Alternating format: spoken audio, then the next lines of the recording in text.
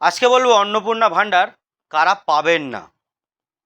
প্রথমেই বলে দিই আপনাদের, আপনার বয়স যদি 25-এর নিচে হয় বা 60-এর ঊর্ধ্বে হয়, সেক্ষেত্রে আপনি এই অন্নপূর্ণা যোজনা পাবেন না। দ্বিতীয়ত, আপনি যদি কোনো চাকরি করে থাকেন, সেটা রাজ্য সরকারের হতে পারে বা কেন্দ্র সরকারের হতে পারে, সেক্ষেত্রেও আপনি এই যোজনা পাবেন না। আর কিছু জিনিস আছে, যেমন আপনি কোনো প্রাইভেট সেক্টরে জব করেন, আপনার স্যালারি যদি ইয়ারলি 12 লাখ টাকা প্লাস হয়, মানে আপনি যদি ট্যাক্স দেন, সেক্ষেত্রে কিন্তু আপনি এই যোজনা পাবেন না।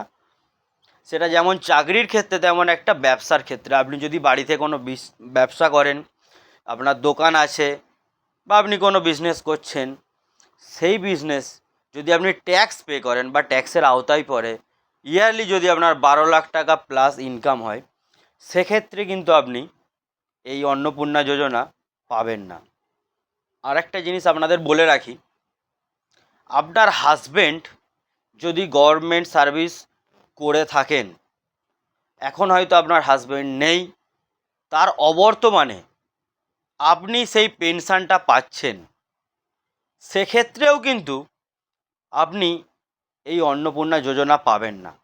তার কারণ আপনার অ্যাকাউন্টে ওই টাকাটা ঢুকছে, আপনার হাজব্যান্ডের পেনশনের টাকা, তো আপনি এই অন্নপূর্ণা যোজনা পাবেন না।